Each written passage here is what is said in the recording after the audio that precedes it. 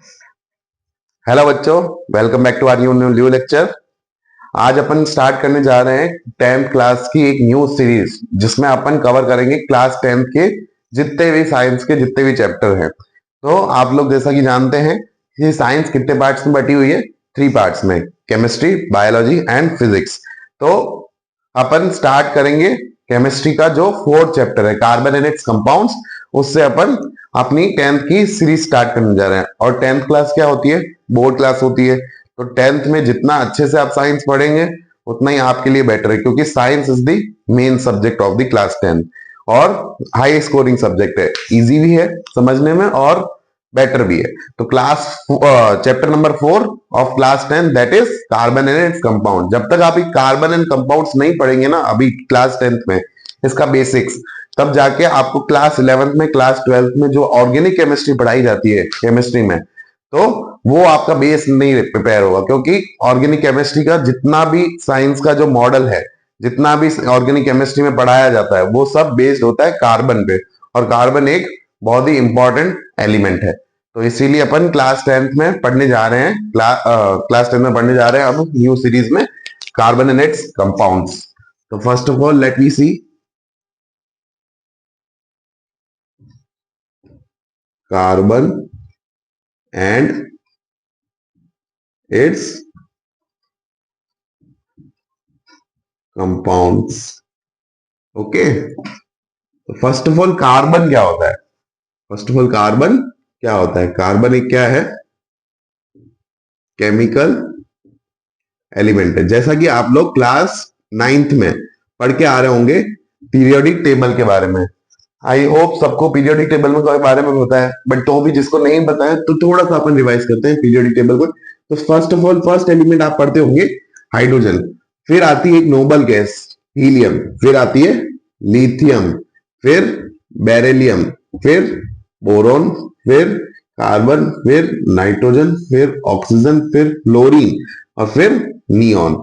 तो I hope इतना तो सबको सब लोग पढ़ के आए होंगे। ठीक है, तो ये एक पीरियोडिक टेबल, जैसे भी आप गो थ्रू नीचे जाते हैं, पीरियड्स में जाते हैं, तो ये कंटिन्यू पीरियोडिक टेबल चलती रहती है। तो फर्स्ट ऑफ ऑल जो ये वर्टिकल सेक्शंस में जो एलिमेंट्स लिखे जाते हैं, इन वर्टिकल सेक्शंस में जो एलिमेंट लिखे जाते हैं, इनको बोला जाता है ग्रुप। क्या बोला जाता है? ग्रुप।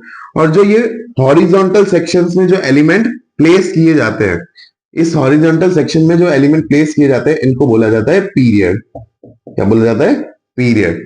तो कार्बन किस ग्रुप का और किस पीरियड का एलिमेंट है, वो अपने को देखना है।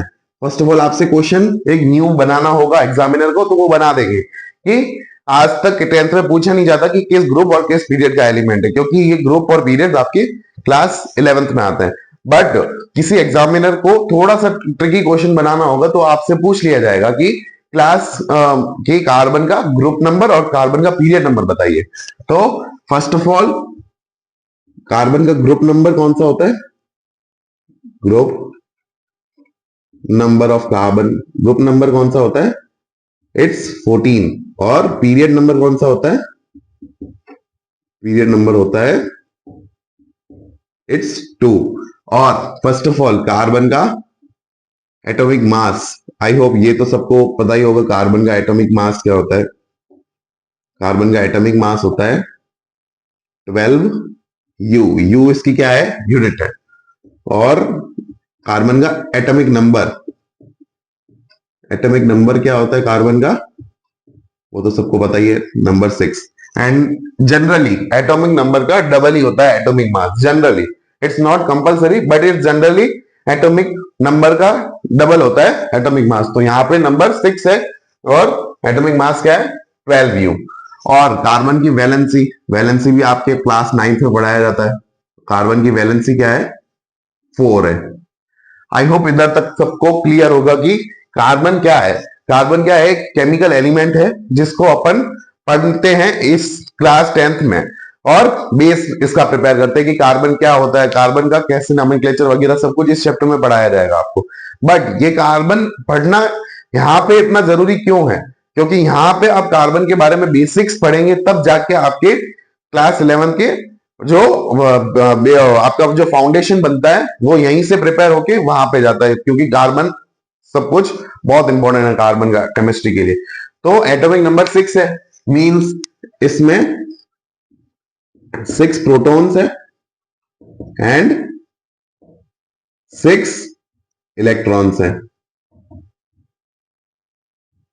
आई होप आपको इतना कुछ समझ में आया होगा। तो फर्स्ट ऑफ ऑल कार्बन क्या है? Carbon is non metallic element with symbol C. तो कार्बन क्या है? एक नॉन मेटेलिक एलिमेंट है। केमिकल एलिमेंट तो है ही अपन ने जैसा लिखा, बट कार्बन एक नॉन मेटेलिक एलिमेंट है जो पीरियोडिक टेबल में आप पढ़ते हैं, जो एस ब्लॉक आता है, S block, P block, D block and F block, ये सब अभी आपके काम का नहीं है क्योंकि अभी आपको पढ़ाया नहीं जाता। बट पीरियोडिक टेबल में सारे एलिमेंट्स अलग अलग ब्लॉक्स में बटे हुए हैं। तो जो ये एस ब्लॉक मतलब स्टार्टिंग में जो एलिमेंट्स होते हैं इधर की तरफ जो पीरियोडिक टेबल में लिखे जाते हैं वो कौन से होते हैं? मेटल्स होते हैं। क्या होते हैं? मेटल्स। फर्दर आप पीरियड में आगे मूव करते हैं तो आपको आगे क्या मिलते हैं? ये कार्बन, नाइट्रोजन, ऑक्सीजन, ये सब क्या होते हैं? नॉन मेटल्स होते हैं। तो आगे जैसे फर्दर पीरियड में मूव किया जाता है तो आपको क्या मिले जाएंगे? नॉन मेटल एंड मेटेलॉइड मिले जाएंगे। और लास्ट में जाके आपको क्या मिल जाती है? नोबल गैसेस मिल जाती है, जिसको अटेंड किया जाता है सबका नोबल कॉन्फिगरेशन। तो सबसे फर्स्ट ऑफ ऑल आपको पीरियोडिक टेबल में समझ आया कि स्टार्टिंग के जो एलिमेंट्स होते हैं वो कौन से होते हैं? मेटल्स होते हैं। और जैसे ही फर्दर आप पीरियड्स में मूव करते हैं तो आपको क्या मिलते हैं? कार्बन, नाइट्रोजन, ऑक्सीजन, और फर्दर इसके नीचे ग्रुप में जाते हैं तो आपको क्या मिलते हैं? नॉन मेटल्स एंड मेटेलॉइड्स मिले जाते हैं। और फिर आगे और फर्दर आप पीरियड में मूव करेंगे तो आपको नोबल गैसेस मिलेंगी। तो कार्बन एक क्या है? नॉन मेटेलिक एलिमेंट है, इसमें मेटल की कोई कैरेक्टर नहीं है। मेटल का कैरेक्टर क्या होता है? आप फर्दर अपन क्लास 10th में मेटल का चैप्टर है, मेटल्स एंड नॉन मेटल, उसमें पढ़ेंगे। बट मेटल का बेसिक कैरेक्टर क्या है? वो अपना एक इलेक्ट्रॉन लूज करते हैं, इलेक्ट्रॉन लूज करके नोबल हो जाते हैं। तो मेटल का इसमें कोई कैरेक्टर नहीं है, ये नॉन मेटल की कैरेक्टर शो करते हैं। तो अपन उस चैप्टर में पढ़ेंगे। बट आपको इतना ध्यान रखना है कि कार्बन क्या है? एक नॉन मेटेलिक एलिमेंट है जिसका सिंबल क्या है? सिंबल है सी। और कार्बन क्या है ना, नॉर्मली कार्बन आपकी हर जगह पे, कार्बन मींस आपका फूड, मेडिसिन वगैरह। आप जैसे नॉर्मली केमिस्ट की शॉप पे जाते हैं ना, तो केमिस्ट क्या करता है? आपको एक बॉक्स में से दवाई निकाल के देता है। तो आप कभी उस बॉक्स में नोटिस करेंगे तो कार्बन के अलग अलग स्ट्रक्चर्स बनाए जाते हैं। नॉर्मली ऐसे कोई स्ट्रक्चर बनाया होगा कि कार्बन कार्बन, यहाँ पे भी कार्बन, यहाँ पे भी कार्बन और यहाँ पे भी कार्बन। नॉर्मली ऐसे स्ट्रक्चर्स वगैरह बने हुए होते हैं, वो किसके होते हैं? नॉर्मली कार्बन के होते हैं। कार्बन का फार्मास्यूटिकल कंपनी में, मतलब फार्मा यानी आपकी जो दवाइयां बनाई जाती है उसमें बहुत बड़ा रोल है कि फार्मा में हर जगह कार्बन का कहीं ना कहीं एक तो एलिमेंट होगा, तब जाके वो एक दवाई प्रिपेयर की जाती है। तो कार्बन एक बहुत इंपॉर्टेंट एलिमेंट, हर जगह आपका कार्बन होता है। आपकी बॉडी में भी बहुत सारा कार्बन है, आपके एटमॉस्फेयर में भी बहुत सारा कार्बन है, आपके क्रस्ट में भी कार्बन है। कार्बन के बिना ऑलमोस्ट अपन कह सकते हैं कि लाइफ एग्जिस्ट नहीं करता है। ठीक है, तो कार्बन क्या है? Carbon is the 15th most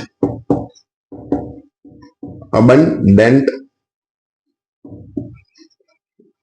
element found in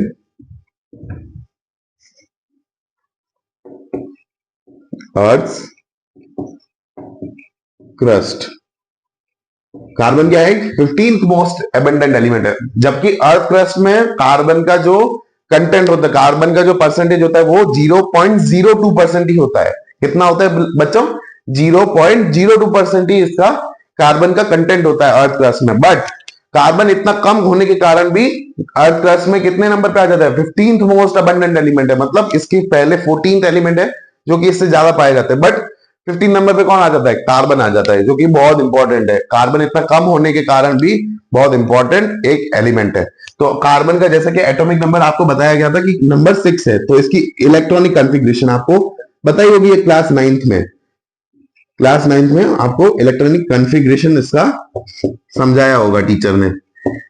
और अगर आपने नहीं पढ़ा है तो आप मेरे फर्दर लेक्चर्स में देख सकते हैं कि क्लास 9th में इलेक्ट्रॉनिक कॉन्फ़िगरेशन का पीछे जाके आप बैक करके देख सकते हैं। तो फर्स्ट ऑफ ऑल कार्बन का K shell, L shell, M shell and N shell, ये आपको बताया गया होता है। के शेल में अपन कितने भर सकते हैं? 2 इलेक्ट्रॉन्स भर सकते हैं। एल शेल में कितने भर सकते हैं? 8 इलेक्ट्रॉन भर सकते हैं। एल शेल में भी 8 और एम शेल में भी 8, और इधर 18। Is that clear? I think सबको क्लियर होगा। तो यहाँ पे इसका एटॉमिक नंबर कितना है? 6 है। तो एटॉमिक नंबर 6 है तो के शेल में अपन कितने भर सकते हैं? 2 भर देते हैं, तो 2 कम गए। अब इसके पास कितने बचे? 4 इलेक्ट्रॉन बचे। कितने बचे? 4 इलेक्ट्रॉन, बट भर कितने सकते हैं? 8 इलेक्ट्रॉन भर सकते हैं। इसीलिए कार्बन की वैलेंसी 4 होती है, और कार्बन की वैलेंसी 4 होने के कारण इसके बॉन्ड कितने बनाए जाते हैं? कार्बन के 4 बॉन्ड बनाए जाते हैं, जिसके कारण कार्बन को क्या बोला जाता है? टेट्रावैलेंट बोला जाता है। तो कार्बन को पीरियोडिक टेबल में लिखा कैसे जाता है?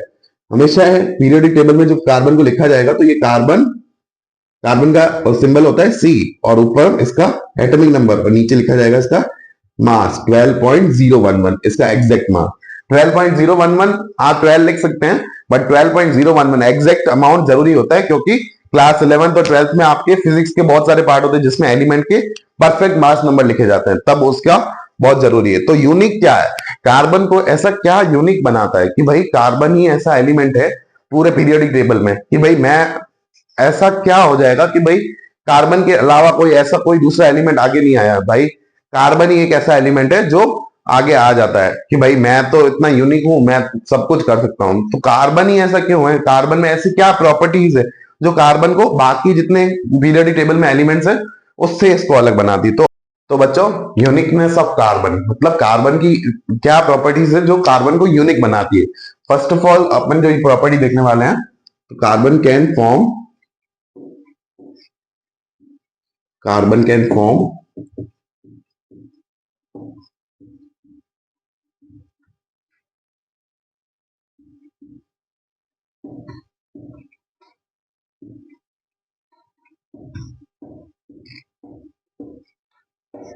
तो carbon can form huge carbon compounds, means carbon can form huge carbon compounds, mean huge number of carbon compounds,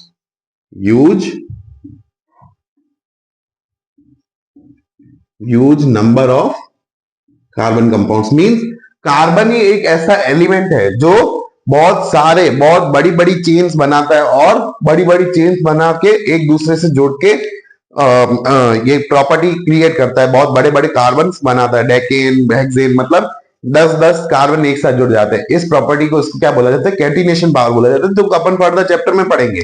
but यहाँ पे कार्बन क्या बनाता है?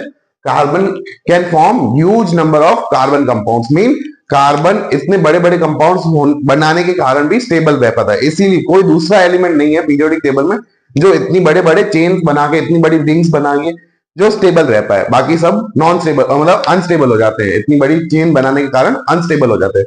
तो carbon can form huge number of carbon compounds, means carbon से साथ carbon, carbon, carbon, carbon and carbon, ये ऐसे एक दूसरे से जुड़ते जाते जितना आप अटैच करना चाहो, जिसके इसके एलोट्रॉप्स में तो कितने बड़े बड़े स्ट्रक्चर, डायमंड, ग्रेफाइट का स्ट्रक्चर, इसमें अगर अपन आगे लेक्चर में पढ़ेंगे तो उसमें बहुत सारे कार्बन एक साथ अटैच होते हैं। तो इसकी एक इसी प्रॉपर्टी को कार्बन को यूनिक बनाता है कि कार्बन एक बहुत बड़े बड़े कंपाउंड एक साथ जुड़ जुड़ के बना देते हैं। तो carbon can form huge number of carbon compound, जैसे चेन्स बनाते हैं, रिंग्स के फॉर्म में बनाते हैं, अलग अलग टाइप के स्ट्रक्चर बनाते हैं। तो इस प्रॉपर्टी से कार्बन एक यूनिक कैरेक्टर बनता है। Carbon can form huge number of carbon compound. तो सेकेंड पॉइंट होता है number of carbon compounds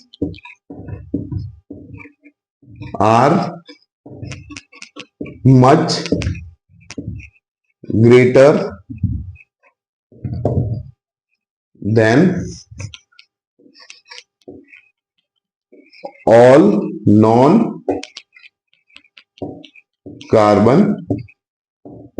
element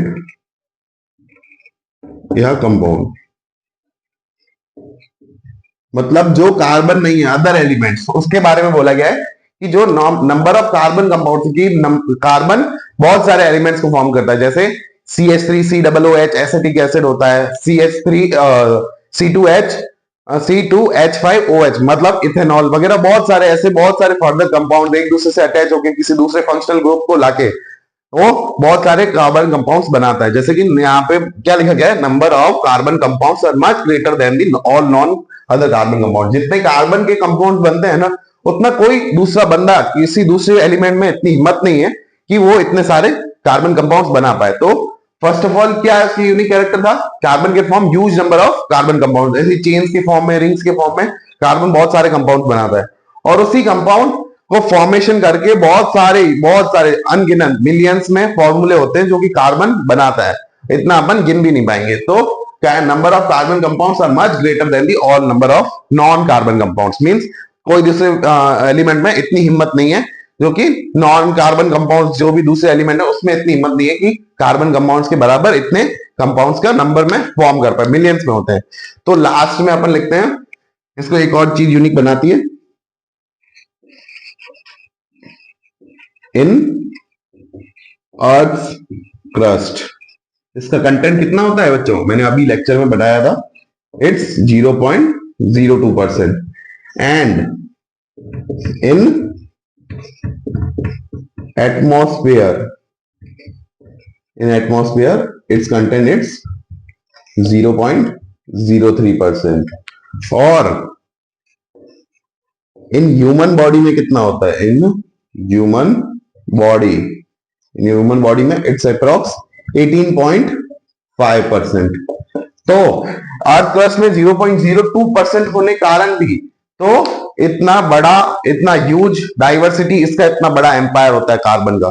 same atmosphere में कार्बन डाइऑक्साइड के फॉर्म में होता है जो कि है 0.03%, और अपनी ह्यूमन बॉडी में कितना होता है 18.5% अपना।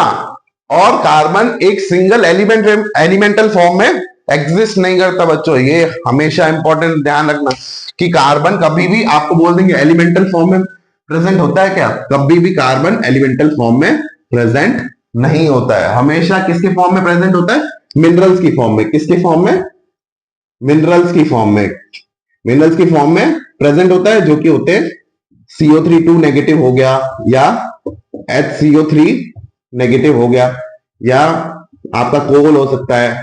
कार्बन वर्ड ही कोल से आया है, कार्बन लेटिन जो लैंग्वेज होती है, लेटिन लैंग्वेज में कोल को ही कार्बन बोला जाता है। मीन आपका जो कार्बन वर्ड का जो नेम वो बना है वो किससे बना है, लेटिन लैंग्वेज के कोल से। तो कोल भी मिनरल है, और पेट्रोलियम ये भी किससे होते हैं, कार्बन से ही बने हुए होते हैं, तो पेट्रोलियम। तो कार्बन किसकी फॉर्म में एग्जिस्ट करता है एनवायरमेंट में, CO3 2 नेगेटिव, HCO3, कोल, पेट्रोलियम, ऐसे बहुत सारे कंपाउंड है जिसकी फॉर्म में एग्जिस्ट करता है, बट एलिमेंटल फॉर्म में कभी भी कार्बन एग्जिस्ट नहीं करता। आई होप आपको जो आपका जो फर्स्ट पेज पे इंट्रोडक्शन है एनसीईआरटी, आपको क्या करना है ना, अगर क्लास 10th में आपको 100 आउट ऑफ 100 स्कोर करना है तो आपको एनसीईआरटी का सब कुछ पता होना चाहिए। और आई होप मैं अपने जितने भी नोट्स आप साथ में प्रिपेयर कीजिए, मैं आपको साथ में सारे एनसीईआरटी के नोट्स प्रिपेयर करवा दूंगा, और आपको एनसीईआरटी एक बार गो थ्रू करनी है कि भाई अब मैं ऑलमोस्ट सारे पॉइंट्स कवर कर रहा हूं और इसमें कोई भी आपका इंपॉर्टेंट पॉइंट नहीं छूट रहा, but for this safer side कि आपको एक बारी एनसीईआरटी की रीडिंग करनी है, ताकि भाई एक बारी आपने एनसीईआरटी अच्छी से पढ़ ली ना तो आपको 100 आउट ऑफ 100 स्कोर करने से कोई नहीं रोक सकता। तो मैंने आपका जो इंट्रो का पार्ट है एनसीईआरटी पे फर्स्ट पेज पे वो पूरा कवर कर दिया है। इसमें आई होप आपको सब कुछ समझ में आया होगा। अगर आपको कोई भी डाउट हो तो आप मेरे से फ्री टू कांटेक्ट कर सकते हैं इन दी कमेंट्स। तो अपन ने अपना जो इंट्रोडक्शन पार्ट था वो कवर कर लिया है, तो अपना अगला पार्ट जो है इस चैप्टर में अपने को मूव करना है, जो कि है बॉन्डिंग इन कार्बन एंड, मतलब इट्स कोवेलेंट बॉन्डिंग, मतलब कार्बन में जो बॉन्डिंग होती है वो कोवेलेंट होती है। तो फर्स्ट ऑफ ऑल अपन इस टॉपिक में मूव करने से पहले बॉन्डिंग समझते हैं कि बॉन्डिंग कितने टाइप की होती है। मीन सारे एलिमेंट्स में बॉन्डिंग डिफरेंट डिफरेंट टाइप की होती है। तो बॉन्ड्स कितने टाइप के होते हैं फर्स्ट ऑफ ऑल, तो ये बॉन्ड्स जो होते हैं वो कितने टाइप के होते हैं। फर्स्ट ऑफ ऑल बॉन्ड होते हैं एक तो स्ट्रॉन्ग बॉन्ड्स, कौन से होते हैं, स्ट्रॉन्ग बॉन्ड्स, और सेकंड होते हैं आपके वीक बॉन्ड्स। एक स्ट्रॉन्ग है और एक वीक है। तो first of all weak bond में दो टाइप नाम आते हैं, एक होता है हाइड्रोजन बॉन्ड, एक होता है वेंडर वॉल बॉन्ड। यहां पे स्ट्रॉन्ग बॉन्ड में आ जाइए। स्ट्रॉन्ग बॉन्ड में फर्स्ट ऑफ ऑल नाम होता है, जो आपको पढ़ना है, आयनिक बॉन्ड। आई होप ये आयनिक बॉन्ड तो सबने पढ़ा ही होगा। सेकेंड टाइप का बॉन्ड होता है मेटालिक बॉन्ड। थर्ड टाइप की जो बॉन्डिंग इस चैप्टर में अपन को भर भर के पढ़नी है, दैट इज कोवेलेंट बॉन्ड। और लास्ट में अपने को क्या पढ़ना है, फोर्थ कोऑर्डिनेट बॉन्ड। ओके, तो अपन इधर जो बॉन्ड्स पढ़ने वाले हैं, जो बॉन्ड एक तो कितने टाइप के होते हैं, स्ट्रॉन्ग बॉन्ड होता है और वीक बॉन्ड होता है। वीक बॉन्ड में भी दो सब टाइप होते हैं, फर्स्ट बॉन्ड होता है हाइड्रोजन बॉन्ड और सेकंड बॉन्ड होता है वैंडरवेल बॉन्ड। बट स्ट्रॉन्ग बॉन्ड में चार और सब टाइप होते हैं। फर्स्ट बॉन्ड होता है ionic bond, second metallic bond, third covalent bond and fourth coordinate bond. तो अपन यहाँ पे जो इसके थोड़ा सा डिस्क्राइब और करके पढ़ेंगे, वो जो तीन बॉन्ड है वो है आयनिक बॉन्ड, मेटेलिक बॉन्ड और covalent bond. But coordinate bond और हाइड्रोजन बॉन्ड और वैंडरवेल बॉन्ड आपको अभी इधर नहीं पढ़ाया जाएगा, क्योंकि ये सब आपका 11th का पार्ट है और इतना इंपॉर्टेंट नहीं है आपके बेसिस। बट आपको ओनली क्या करना है, आपको नेम याद रखने हैं। तो यहाँ पे आपको कोऑर्डिनेट बॉन्ड और हाइड्रोजन बॉन्ड और वैंडरवेल बॉन्ड, इनके खाली नेम याद रखने हैं। बट अपन यहाँ पे डिस्क्रिप्शन में कौन सा पढ़ेंगे, आयनिक बॉन्ड, मेटेलिक। तो अपन को जो तीन बॉन्ड्स पढ़ने हैं बॉन्डिंग में, तो फर्स्ट ऑफ ऑल आपने वो लिख दिया होगा, बॉन्ड में स्ट्रॉन्ग बॉन्ड और वीक बॉन्ड होते हैं। तो वो स्ट्रॉन्ग बॉन्ड में भी चार बॉन्ड थे, आयनिक bond, covalent bond, metallic bond and coordinate bond. और वीक बॉन्ड में कौन से थे, हाइड्रोजन बॉन्ड एंड वैंडरवेल बॉन्ड। तो यहाँ पे बॉन्डिंग में जो स्ट्रॉन्ग बॉन्ड में अपने को तीन डिस्क्रिप्शन पढ़ना है बॉन्डिंग के बारे में। वो तीन बॉन्ड्स हैं ionic bond, metallic bond and covalent bond. बाकी के जो थ्री बॉन्ड्स थे उनका आप नेम याद रख सकते हो, वो इतना जरूरी नहीं है आपके लिए, बट ये कहीं ना कहीं 10th में आपके काम आएगी, इसीलिए मैं ये बॉन्ड्स आपको एक बारी के लिए डिस्क्राइब कर रहा हूं। तो आयनिक बॉन्ड में क्या होता है ना, फर्स्ट ऑफ ऑल आयनिक क्या होता है, इलेक्ट्रोस्टैटिक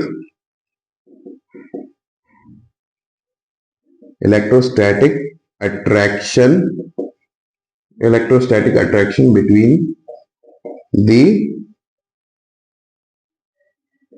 two oppositively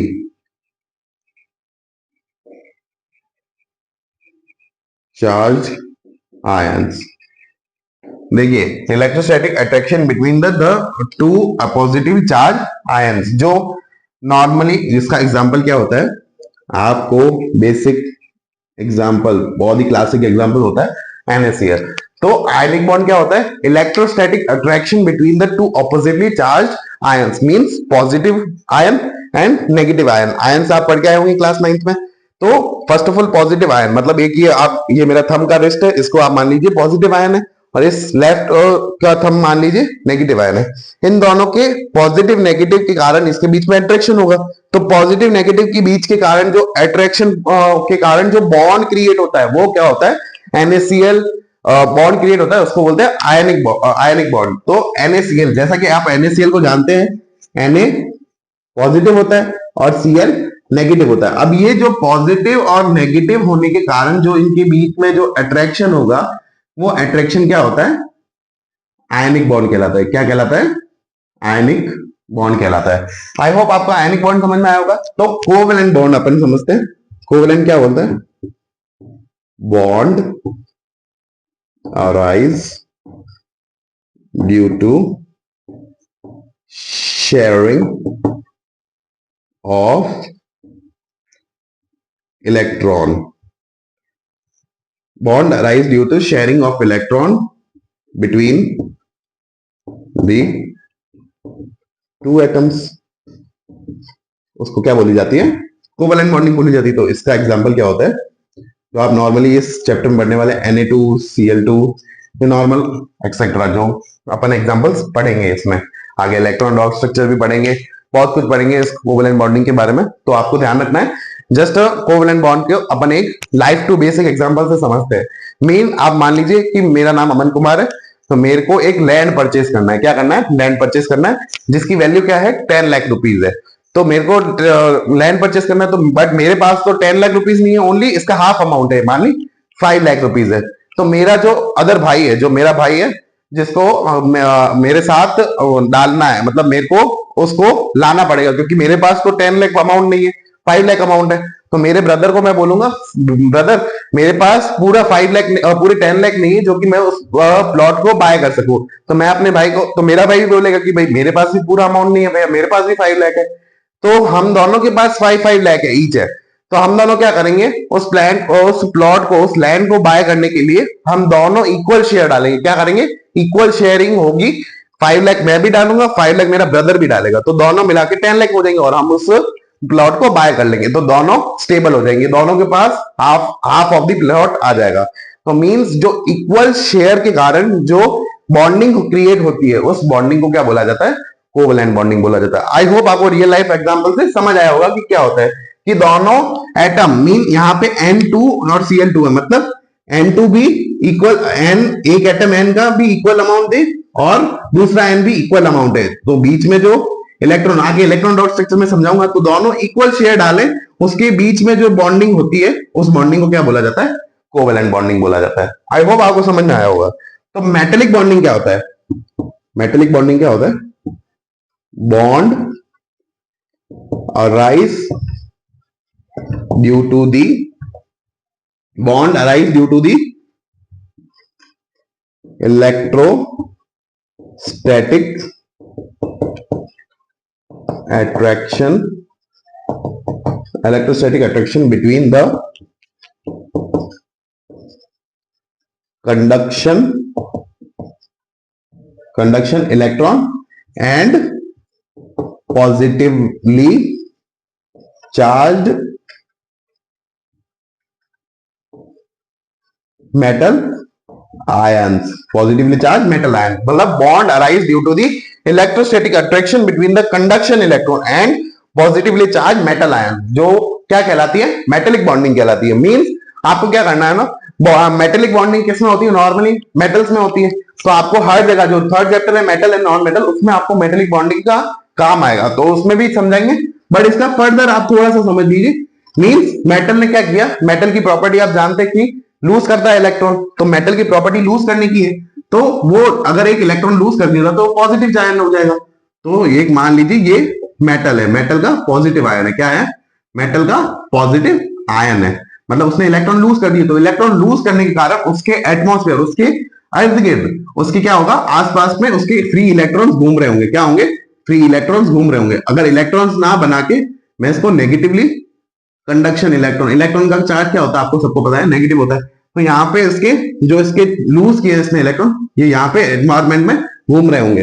तो एनवायरमेंट में घूमने के कारण जो ये पॉजिटिव, ये नेगेटिव इलेक्ट्रॉन और पॉजिटिव मेटल के बीच में जो बॉन्ड बनता है, ये पॉजिटिव और ये नेगेटिव के बीच में जो बॉन्ड बनता है, ये बॉन्डिंग क्या कहलाती है, मेटेलिक बॉन्डिंग कहलाती है। क्या कहलाती है, मेटेलिक बॉन्डिंग कहलाती है। आई होप आपको तीनों बॉन्ड क्लियर होंगे, यहाँ पे तीनों बॉन्ड आपको आई होप क्लियर होंगे। ये मैंने थोड़ा बुक में नहीं लिखा हुआ, बट ये आपको जानना जरूरी है कि कौन सा बॉन्ड क्या बोलता है। आई होप आपको इतना समझ आया होगा और आप इसके नोट भी क्रिएट कर दीजिएगा।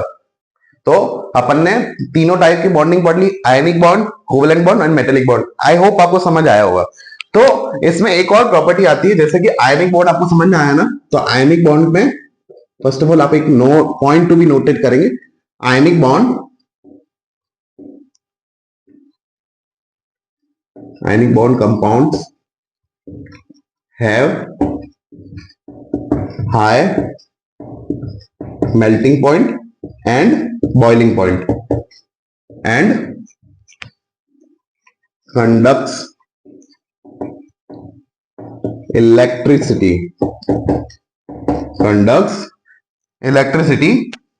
in solution or in molten state। तो फर्स्ट ऑफ ऑल इस लाइन का मतलब क्या है, ionic bond compounds have high melting point and boiling point and conduct electricity in solution and molten state. Means जो आयनिक बॉन्ड कंपाउंड्स है वो उनका बॉइलिंग पॉइंट और मेल्टिंग पॉइंट हाई क्यों होता है, क्योंकि आयनिक बॉन्ड किसके अंदर सब टाइप थे, स्ट्रॉन्ग बॉन्ड में सब टाइप थे। तो स्ट्रॉन्ग बॉन्ड को तोड़ने के लिए आपको ज्यादा बॉइलिंग पॉइंट देना पड़ेगा, मींस ज्यादा बॉइल करना पड़ेगा, और इफ मेल्टिंग पॉइंट, इसको मेल्ट करने के लिए तो भी मेल्टिंग पॉइंट हाई रखना पड़ेगा। तो इसकी स्ट्रॉन्ग बॉन्डिंग के कारण इसकी जो कंपाउंड बनते हैं उसमें हाई मेल्टिंग और हाई बॉइलिंग पॉइंट होता है। आई होप आपको समझ में आया होगा। और कंडक्ट, ये क्या करते हैं, कंडक्ट इलेक्ट्रिसिटी करते हैं जब तक इनके बॉन्ड सॉलिड फॉर्म में है। सॉलिड फॉर्म में NaCl, मींस आप NaCl में जो सॉलिड फॉर्म में मीन नमक में आप इलेक्ट्रिसिटी फ्लो करवाने की कोशिश करेंगे तो वो सॉलिड फॉर्म में फ्लो नहीं होगी। जबकि आप सॉल्वेंट यानी जो ज्यादा अमाउंट में यानी वाटर ले लेंगे, वाटर के अंदर NaCl डाल दीजिए, तो वाटर क्या करेगा, उसके बॉन्ड तोड़वा देगा। बॉन्ड टूटने के कारण वो किसमें फॉर्म में आ जाएंगे, आयंस के फॉर्म में आ जाएंगे, Na+ एंड Cl नेगेटिव। जब उसमें आप इलेक्ट्रिसिटी फ्लो कराओगे तो salt water conducts electricity in the liquid solution. तो आपको समझ आया होगा कि कंडक्ट कैसे करवाता है, उसके बॉन्ड टूटेंगे, आयन के फॉर्म में आएंगे, तब जाके उसकी इलेक्ट्रिसिटी कंडक्ट करवाता है। आई होप आपको क्लियर होगा। अब एक और पॉइंट लिखते हैं, boiling point and melting point of carbon compounds are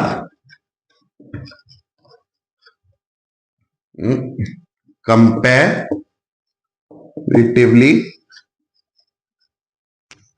I think spelling आप देख लीजिएगा। Comparatively means boiling point and melting point of the carbon compounds are comparatively lower than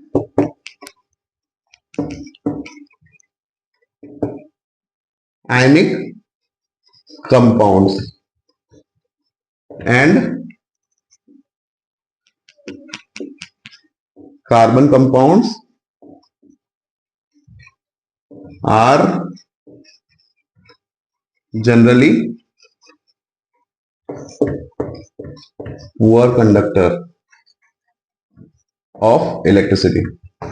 means अब इस लाइन का मतलब क्या है, बॉइलिंग पॉइंट और melting point of the carbon compounds are comparatively lower than the ionic compounds. Carbon compounds are generally poor conductors. Means boiling point और melting point, carbon compound, जो carbon के जो कंपाउंड बहुत ह्यूज अमाउंट में बना रहा था ना कार्बन, उसका बॉइलिंग पॉइंट और melting point as compare to ionic compound के कम होता है। क्यों कम होता है, क्योंकि आप इसको जैसे ही पानी में डालेंगे, most of the carbon compounds क्या होते हैं, इनडिसॉल्वेबल होते हैं। क्या होते हैं, इनसॉल्युबल होते हैं। मींस आप इसको पानी में डालोगे तो इजीली बॉन्ड नहीं टूट पाएंगे। जैसे NaCl के बॉन्ड इजीली टूट गए थे ना, स्ट्रॉन्ग बॉन्ड था, बट इसका क्या होगा ना कि इजीली बॉन्ड नहीं तोड़ेगा, इनसॉल्युबल होते हैं। तो इनसॉल्युबल होने के कारण ये आयंस के फॉर्म में नहीं आएंगे, और आयंस के फॉर्म में नहीं आएंगे तो कंडक्ट नहीं करेगा इलेक्ट्रिसिटी, और आपको क्या है, बॉइलिंग पॉइंट और मेल्टिंग पॉइंट कम देना पड़ेगा। तो आपको पॉइंट दोनों क्लियर होने चाहिए, आपके एनसीईआरटी में रिटर्न डाउन है। आपका जो बॉन्डिंग वाला जो पार्ट इसमें स्टार्ट होता है ना, bonding in carbon covalent bonding में, इसमें पहला पॉइंट ही ये दोनों लिखे हुए हैं, बट अपन ने थोड़ा एक्स्ट्रा बॉन्डिंग के बारे में समझा है कि भाई बॉन्डिंग क्या होता है। आई होप आपको यहां तक जितना अपन ने पढ़ा क्लियर होगा। तो आपका ये फर्स्ट पेज और थोड़ा सा माइनर सा जो आपकी टेबल बनी हुई है, एनसीईआरटी का सेकंड पेज आप जैसे खोलेंगे उसमें एक पिंक कलर की टेबल होगी जिसमें आपको मेल्टिंग पॉइंट और बॉइलिंग पॉइंट कार्बन कंपाउंड्स के दिए हुए हैं। तो फर्स्ट ऑफ ऑल जो आप नेम खोल के देखिएगा ना, तो उसमें दिया हुआ है CH एसिटिक एसिड दिया हुआ है। तो एसिटिक एसिड का जो बॉइलिंग पॉइंट होगा आप देखेंगे कम होगा, जबकि आयनिक बॉन्ड का बॉइलिंग पॉइंट किसी भी कंपाउंड का आप उठा के देखेंगे उनका बॉइलिंग पॉइंट ज्यादा होगा। तो इधर जो ये टेबल और जो लाइंस बोल रही है पैराग्राफ में, आप उसके ग्रो थ्रू करेंगे ना, तो ये पॉइंट यही बोला जा रहा है क्रिस्प एंड शॉर्ट फॉर्म में। तो आई होप आपको समझ आया होगा। पॉइंट टू बी नोटेड लिख दिए थे आपने सबने। पॉइंट टू बी नोटेड मतलब जज साहब बोलते हैं ना, यस बच्चों पॉइंट टू बी नोटेड, वो लॉयर्स बोलते हैं ना पॉइंट टू बी नोटेड, जो कि बहुत इंपॉर्टेंट पॉइंट होते हैं, इसलिए जज उसको नोट करते हैं। तो वो भी बहुत इंपॉर्टेंट पॉइंट थे, आपको पूछ सकते हैं कंफ्यूज करने के लिए कि आयनिक बॉन्ड में मेल्टिंग पॉइंट ज्यादा होगी कि कार्बन कंपाउंड को। तो आपको आई होप आप क्लियर होगा। तो पॉइंट टू बी नोटेड आपने लिख दिया होगा। एनर्जी स्टेबिलिटी लॉ, अब एनर्जी स्टेबिलिटी लॉ आपकी बुक में नहीं लिखा हुआ, बट यहाँ पे आपको पढ़ना बहुत जरूरी है, क्योंकि energy stability law class 11 chemistry, physics, bio, हर जगह एनर्जी स्टेबिलिटी लॉ होता है। आपको एनर्जी स्टेबिलिटी लॉ यहाँ मैं इसीलिए पढ़ा रहा हूं ताकि आपकी यहाँ पे कंसेप्ट स्ट्रांग हो और आगे जाके आपको हेल्पफुल हो, इसीलिए मैं आपको ये चीजें पढ़ा रहा हूँ। बाकी कोई कहीं भी किसी और लेक्चर को उठा के देख लीजिएगा तो एनर्जी स्टेबिलिटी लॉ नहीं पढ़ाया जाता है आपको। तो एनर्जी स्टेबिलिटी लॉ आपको यहाँ जानना बहुत जरूरी है। तो फर्स्ट ऑफ ऑल आप इनवर्स प्रपोर्शन वगैरह सब कुछ जानते होंगे। तो फर्स्ट ऑफ ऑल एनर्जी किसके इनवर्स प्रपोर्शन होता है, स्टेबिलिटी के। किसके इनवर्स प्रोपोर्शनल होता है, स्टेबिलिटी के। तो अगर इनवर्स लॉ से आप समझते होंगे एनर्जी क्या होगी, अगर एनर्जी ज्यादा हो जाएगी तो स्टेबिलिटी क्या हो जाएगी, स्टेबिलिटी कम हो जाएगी।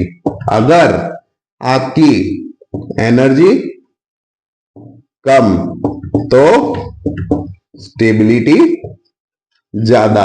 अब ये इतना छोटा सा जो लॉ है ना, ये लॉ पूरे 11 12 केमिस्ट्री, फिजिक्स, बायो सब जगह काम होता है, क्योंकि अगर आपकी जो एनर्जी ज्यादा है तो आपकी स्टेबिलिटी कम है। जो भी पावर जेटिक मतलब एनर्जी से भरा हुआ होगा तो उसकी स्टेबिलिटी कम होगी, वो उथल फुथल करेगा, मतलब हर जगह पे अपने फैलाने की कोशिश करेगा। बट जिसकी एनर्जी कम है, मतलब काम है, जो कि एकदम काम एंड कंपोज अच्छे से पढ़ाई करेगा काम होके, तो उसकी स्टेबिलिटी ज्यादा होगी और वो अच्छा ज्यादा से परफॉर्म कर पाएगा। तो एनर्जी स्टेबिलिटी लॉ हर जगह आपके काम आता है।